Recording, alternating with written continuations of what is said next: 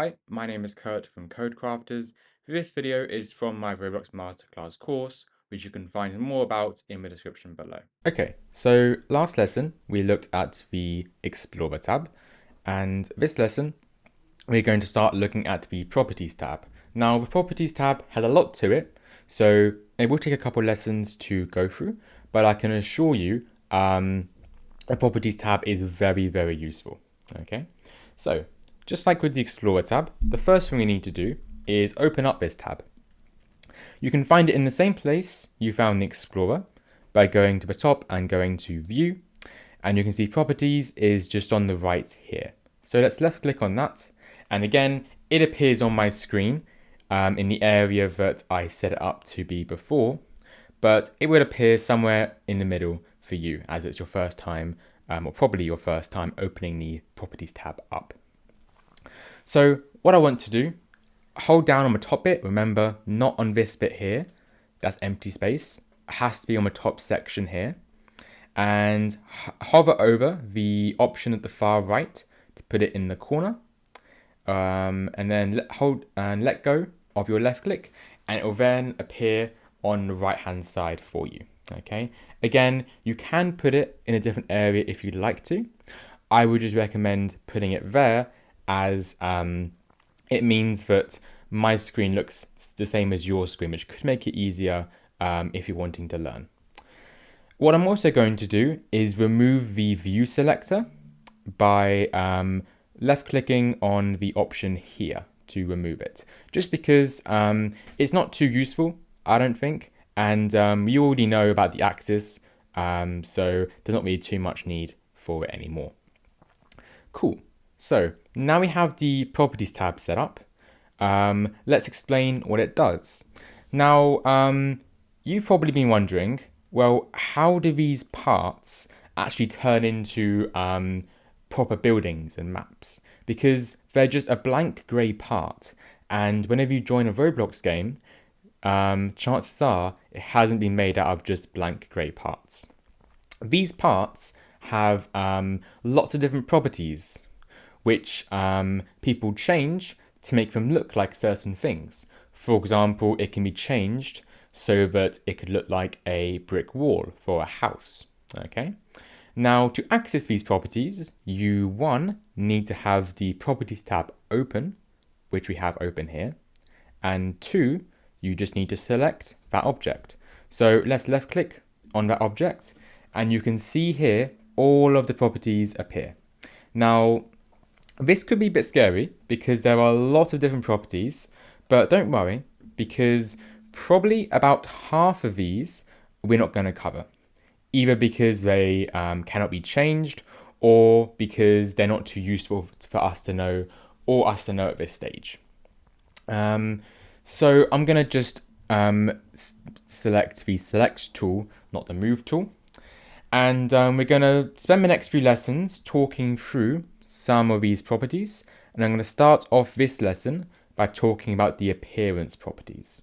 Okay, so all these properties in the appearance section are visual and make no change to do with how the part acts or acts on players. Okay, and I think I might just drag it over here a bit and make this a bit bigger so that any changes we make are a bit more obvious. Okay, so the first property is brick color. Let's click on the brick color property and a color palette appears. This color palette allows you to quickly change the color of your part. Hover your mouse over any of the colors and it will change to that color.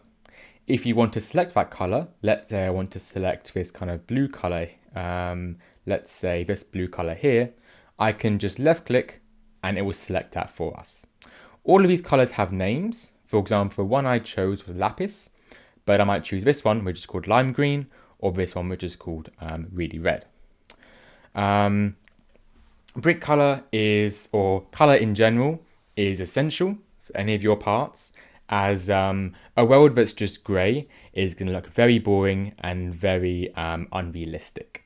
So the brick color is a very important property. Next, we go on to car shadow.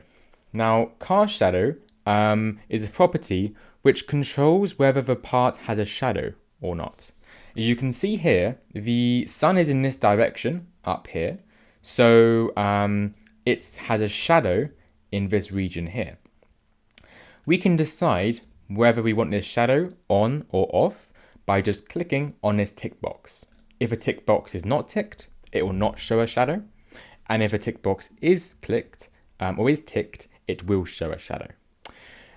Some cases where you might not want an object to show a shadow might be for invisible parts, for example.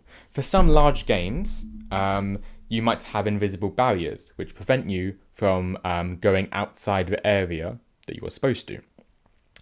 If those objects had shadows, they'd be a lot more obvious to see than if they didn't. Also, smaller objects like cobwebs and things like that, for small details, we might not also want them to have shadows.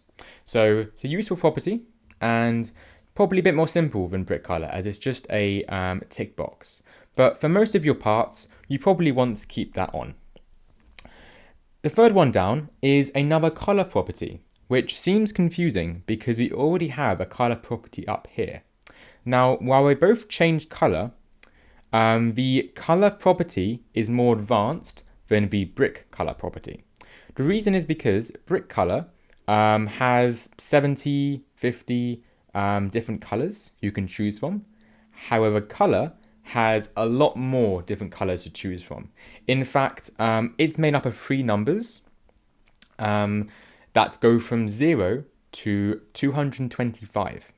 Okay, so you could have 000, you could have 001, 002, all the way up to 225, then 010, for example. So there are literally billions and billions of combinations for color. So brick color is good if you're wanting a general color, whereas if you want a more specific color or a certain shade of color, you're going to want to go to the color property. And when you left click on the color property, it will bring up a color wheel for you. Now, you've probably seen these before by doing some other stuff on your computer, whether that's, changing the color of text. You're writing in a Word document, for example. But if you haven't, it will look something similar to this, and you can just hold down left click to change the color, just like that, dragging it around that color wheel. Say I want this specific shade of green here, I can just let go and click OK. And you can see here it says the numbers for that color is 114, 219, 96. Okay. Now, if you have learned other software before, you will recognize those 3 numbers as called RGB. Okay. You don't necessarily need to know that. It might be useful for scripting when we go onto that in a different section, but it's just something that you might want to be aware of. The next one is material. Now, material is a very cool property as it really does dynamically change your objects quite a lot. Left click on whatever is there currently, which would probably be plastic, and this will appear with a little arrow that you can click. Click that arrow and it comes up with all of the different options you can choose to change the material. So I'd really recommend after this lesson going through some of these and just seeing what some of them look like. For example, this is what concrete looks like on our object. This is what glass looks like. Oh, grass, sorry, not glass. This is what salt might look like. This is what wood planks might look like. So a lot of different cool ones for you to try out. So definitely worth a look after the lesson. But you can see how we went from a kind of I'm going to delete that. We're not getting into scripting just yet. I meant add in a part there. Let's left click on part there.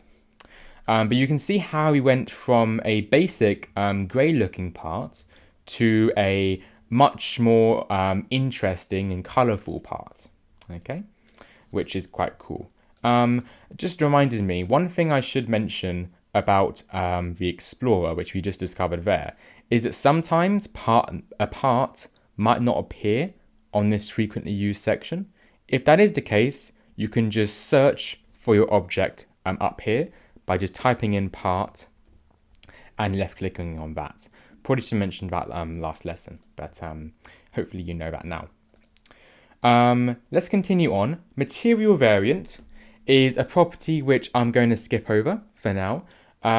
Reason is because it's a relatively new property, and you don't necessarily need to know that just yet if you only just learned what a material is. The next two work on numbers from 0 to 1, and they are reflectance and transparency. Reflectance describes how much light it reflects. So 0 means it reflects no light, and 1 means it reflects all its light. That's basically a fancy way of saying how much like a mirror it is. A mirror reflects all of the light it has, because when you look into a mirror, you can see what light is kind of entering the mirror, which is the reverse of what you see, basically. Now, this only works for certain materials. In fact, it has to be smooth plastic in order to work. So let's click smooth plastic. And let's click on reflectance. And there's a couple of different ways to change this. You can type a number in, for example 0.5, and press enter. And that's what it will look like there. You could also use these arrows to go up and down, or you could use this wheel here to, or slider, you should call it, to move up and down in spaces of 0.5. So it's up to you which way you want to use that, whichever way suits you best. And as the reflectance gets closer to 1, more and more light is being reflected. If we turn it all the way up to 1, you will not be able to see the color of the object anymore, only this kind of basic shape here, which is basically just the background map, really, what it looks like, the background. So there's probably not many cases where you want to change it all the way up to 1, but definitely for some materials like metals specifically, you might want to increase the reflectance to maybe 0.2 or 0.3, just to make it that little bit more realistic. Cool. And for our final property, we're looking at transparency. Transparency works the same way. It's from 0 to 1. However, this describes how visible the object is. 0 means it's completely visible. 1 means you cannot see it at all. It is completely invisible. Let's change it to 1, and it literally just disappears, like that there.